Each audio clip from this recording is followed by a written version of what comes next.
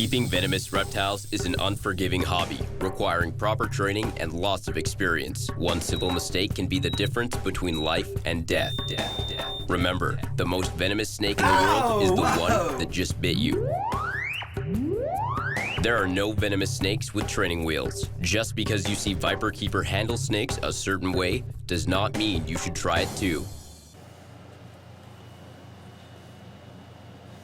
Well, today's activity, since the popcorn cobras have departed, I've cleaned all these up.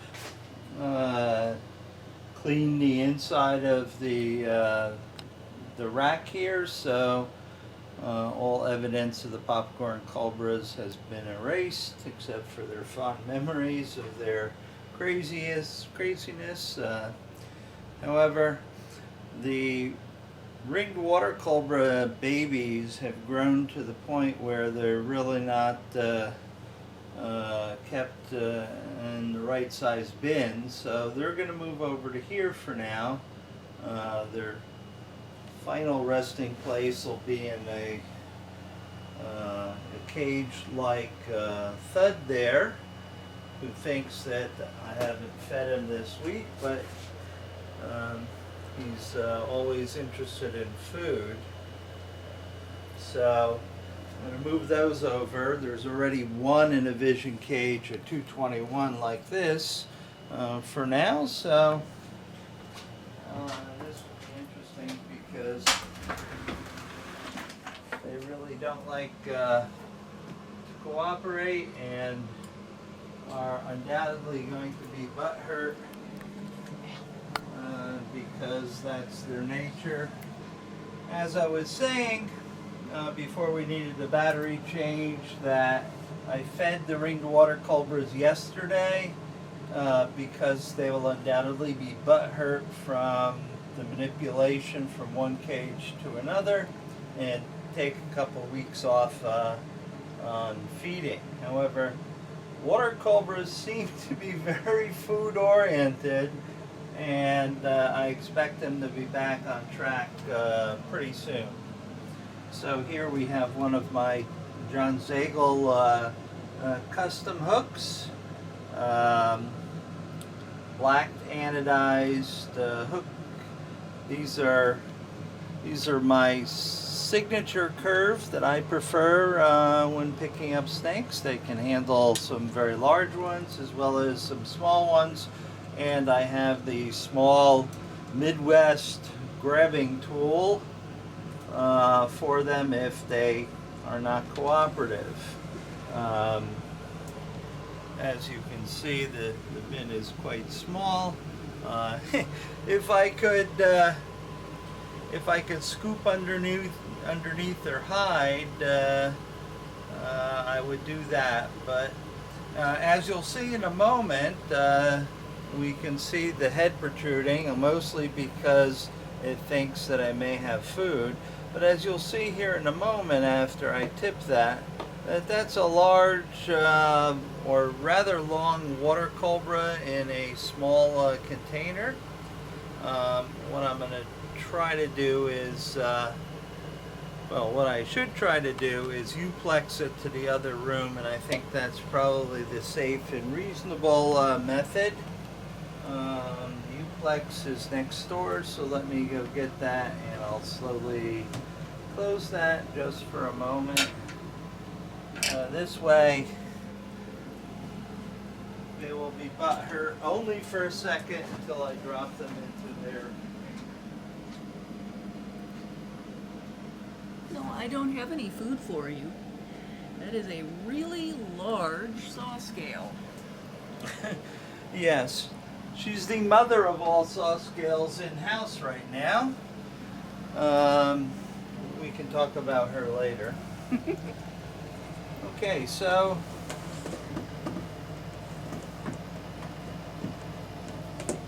now we can safely do this with a far less distance to go with them. It's better not to hook them through the air with the greatest of ease, because we know that They can be quite difficult. It's going to be upset because I'm not taking it with its furniture. It has fresh furniture in there. There you go. That's a pretty long snake to be in that bin. Little tiny bin. And you know, by the looks of it, it will probably not like me grabbing its tail. But I would say that was probably a male. So that's how we will label it. And the nice thing about having such a large bin for that snake is it will have a place, it will have a larger toilet essentially because that's what it will use it as. But it's also very nice for soaking if you're ready to shed. But that's already getting quite long. Hey? Don't go visit Elvis. You really, really, really don't want to do that. No, because that's something that Elvis could easily grab hold of if it's poked its head through the bars. So we must be careful of that. Okay, so that's one. And we'll transfer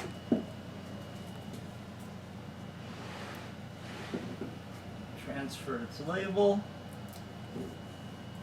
and it will become its new residence. And I'll just set this over here because I'll clean this up because somebody is going to go into that bin on the other side. Some of the other snakes, the Echis sociorokii, which I have lots of, are going to go off to a venom lab. And some of the saw scales that are over here, the Echis pyramidum in particular, will go over there because they're getting quite large. Hi, Mr. Brown. So let me Uplex this guy and drag him over. He's already up front because it's very interested in food, as you can see, but it's going to be very disappointed that food is not forthcoming.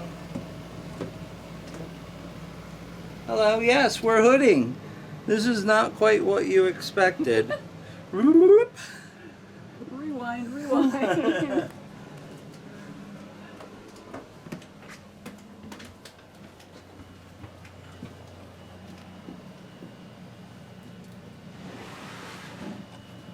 Okay, so I'm going to go ahead and add water, and I'm not going to fill it all the way because if it does decide to climb in there, it will overflow into the substrate. We can see this one's already behaving badly. The fact that I've disturbed it. So, why, you're quite large, huh? Come on. No, let's not visit Elvis. Elvis, you have new neighbors, huh? No, we don't want to visit Elvis, so let's look at this one. This one also may be male, could also be female. Go back in there.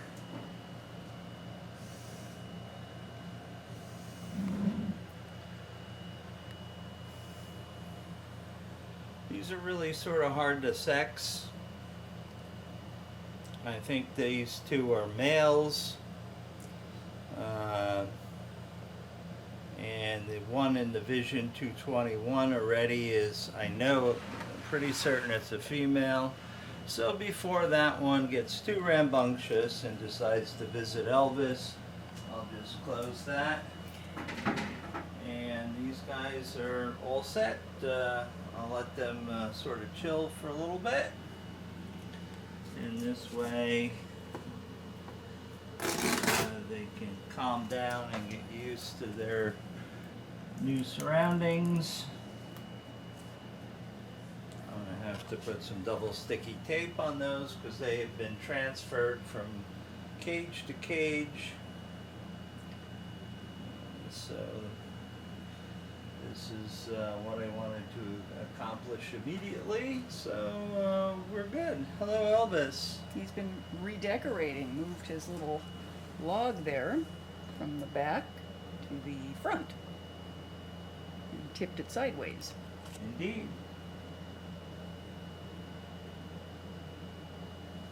I know. How you doing, bud? Huh? Alright. Our ringed water cobras are over here, but, you know, knowing snakes and stuff, they easily get butt hurt and are not interested in visiting with us because they're butt hurt. But we'll see. Yes, they haven't gotten over being moved. And You know, the ringed water cobras are very food oriented. Alright, so that one doesn't look interested at all. I stuck it right under its nose. So I'm just going to leave that there, and later we'll have to come in and remove it if it's not eaten. If it's not eaten, it will go hungry. It's as simple as that. It's well acclimated, and it does this every single time it's moved.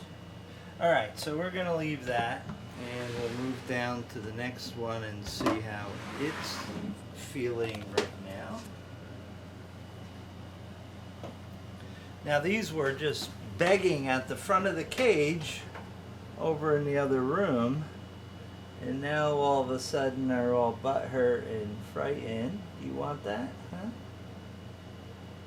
Huh? He looks blue. Okay. I'm not going to even leave this behind. Let's just give it to the little asshole up here and see if he wants to. Oh, he's in blue too, but he's very foul. Do you want to eat this, huh?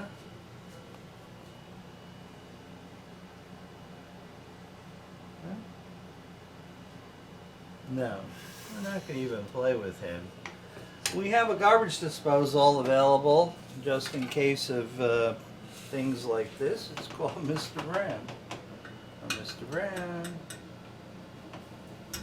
Oh. yikes! Mr. Brown never hesitates.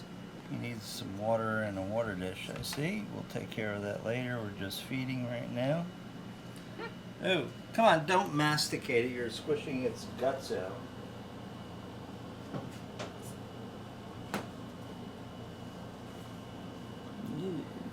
Alright. Yes, I hear you slapping your tail. You're upset.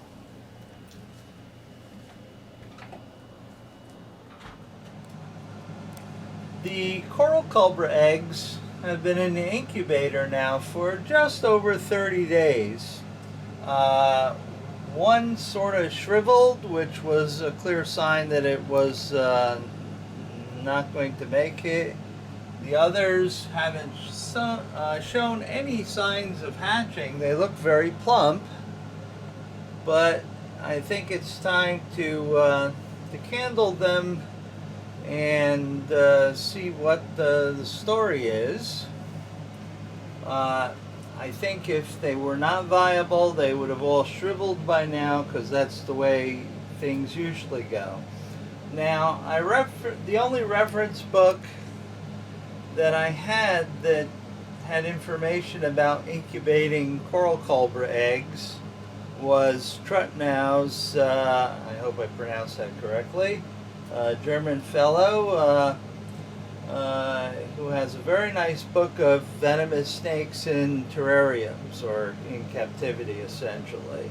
He has lots of information.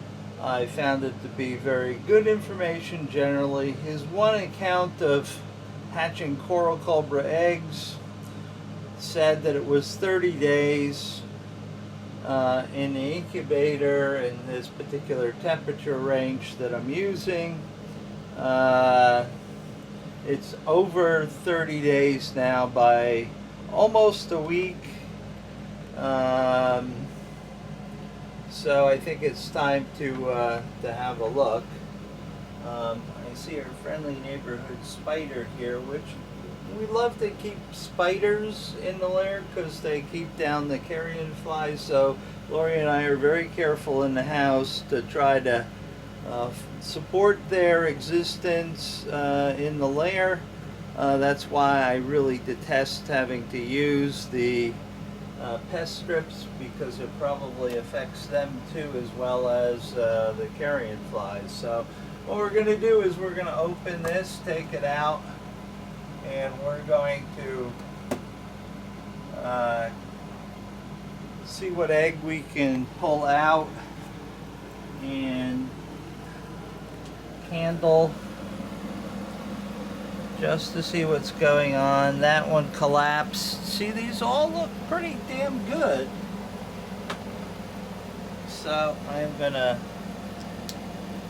gently pick up this one that is separate from the rest, and we'll try to look. And I want to shut the overhead light off.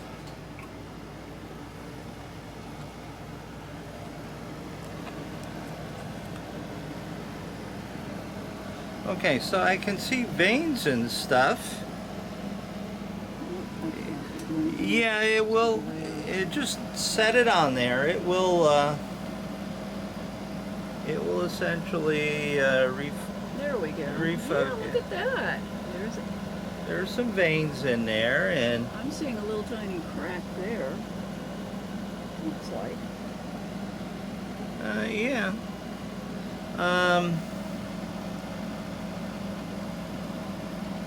It looks good to me. Yeah, so we're just gonna sort of put that back in there the way it was.